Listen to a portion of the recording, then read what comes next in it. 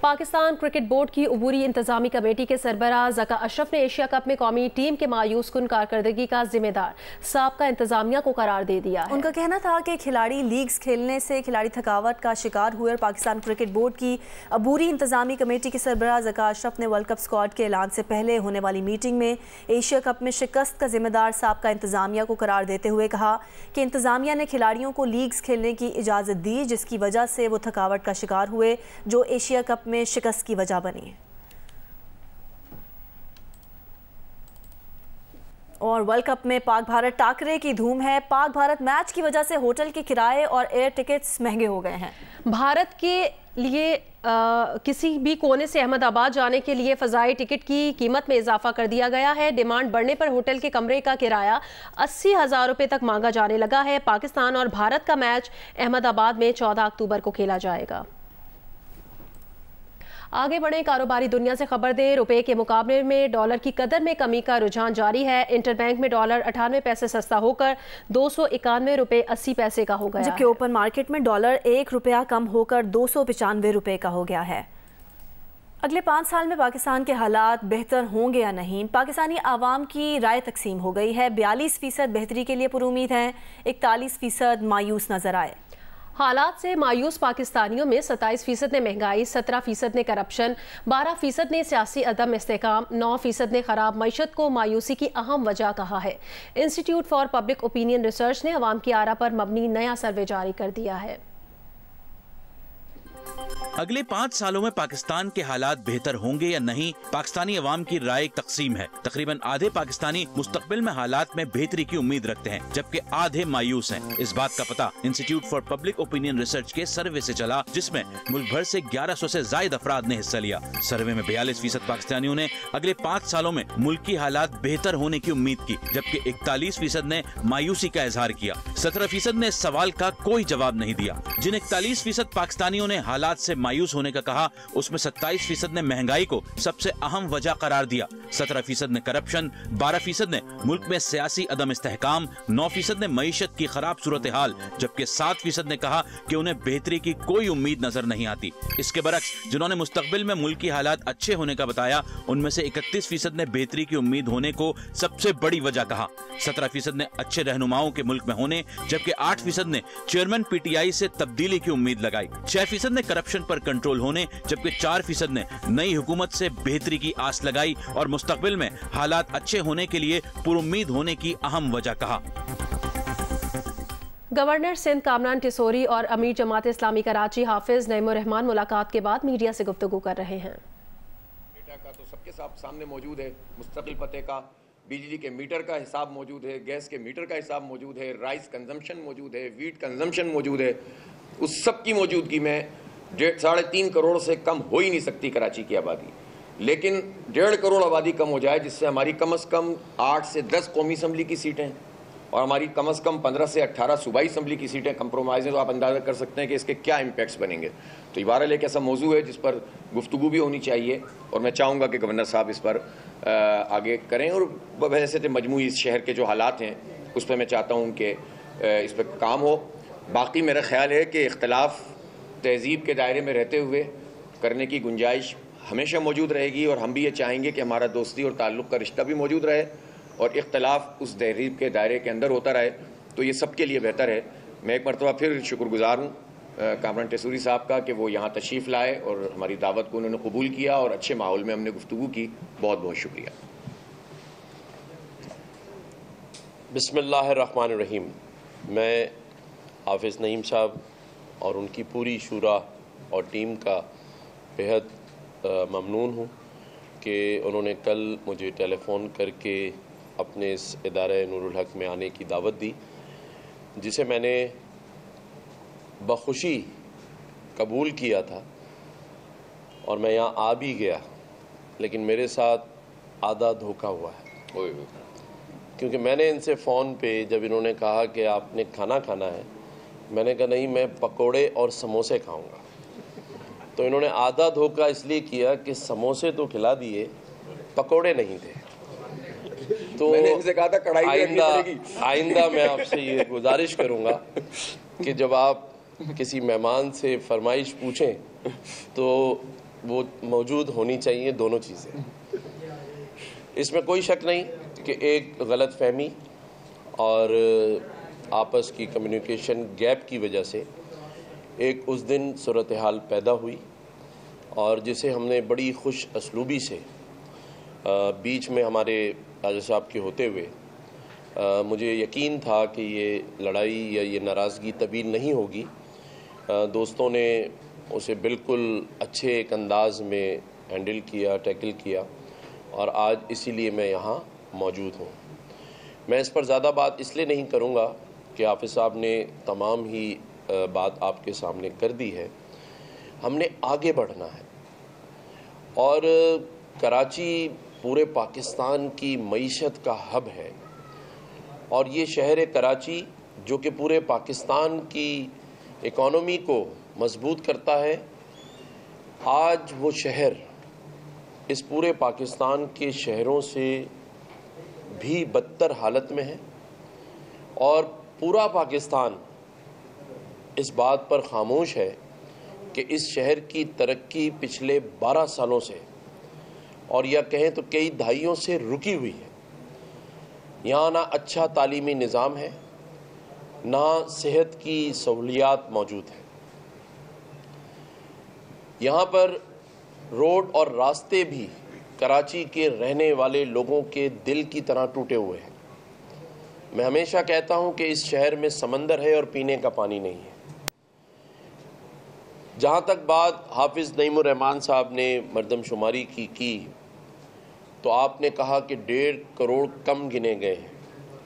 تو آپ سوچئے کہ جب ہم اس پر کام کر رہے تھے تو اس وقت 2.5 کروڑ کم گنے جا رہے تھے. 1 کروڑ اور 60 لاکھ کی آبادی اس شہر کی دکھائی جا رہی تھی، جس پر میں نے بھی آواز اٹھائی، حافظ نعیم الرحمان صاحب نے بھی اٹھائی، MQM پاکستان کے دوستوں نے بھی آواز اٹھائی، اور مختلف سیاسی جماعتوں نے اس پر بات کی، اور رات دن ایک کرنے کے بعد کم از کم 1 کروڑ کے قریب آبادی کو بڑھوایا گیا. اور میں بھی حافظ صاحب کی اس بات کو سیکنڈ کرتا ہوں کہ 3.5 کروڑ سے کم نہیں ہے شہر کی آبادی. لیکن اگر ہم لوگ آپس میں نا اتفاقیوں، ناراضگیوں اور چھوٹی چھوٹی سیاسی یا اخلاقی لڑائیوں میں لگے رہیں گے تو پھر ہم یہ نہیں گنوا سکیں گے.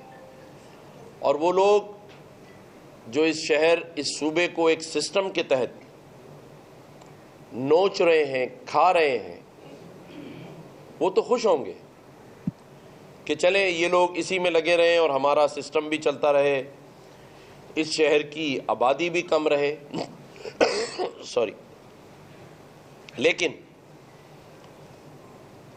اب ایسا نہیں ہوگا، اور نہ انشاءاللہ ہونے دیں گے. جب تک اللہ تعالیٰ نے اس منصب پر بٹھایا ہے اور بٹھائے رکھے گا، اس صوبے کی، اس شہر کی ترقی کے لیے رات دن محنت کریں گے.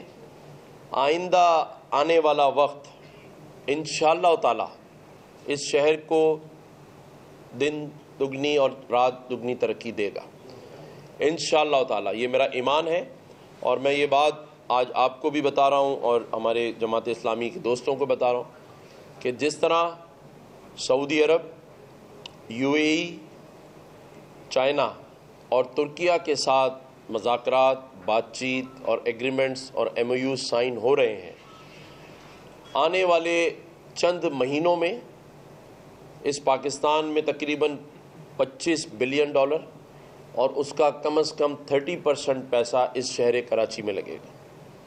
اور اس وجہ سے ہم اس شہر میں کوئی سیاسی نا اتفاقی اور نہ کوئی ایسی چیز ہونے دیں گے جس سے اس شہر میں آنے والا انویسٹمنٹ رکے، اور نہ ہی کسی کو یہ موقع دیں گے کہ وہ اپنے بیانیے میں یہ بات شامل کرے کہ یہ شہر ہمیشہ ایک دوسرے سے لڑتا رہتا ہے، یہاں کے حالات خراب ہیں، لہٰذا یہ انویسٹمنٹ یہاں نہ کی جائے.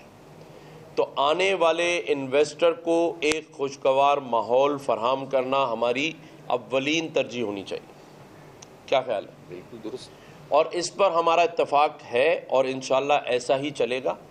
بحیثیت گورنر سندھ میں یہ پوری کوشش کروں گا کہ تمام اسٹیک ہولڈرز کو ساتھ لے کر چلوں اور کہیں بھی نا اتفاقی ہو تو یہی عمل ہو جو اس بار ہوا ہے.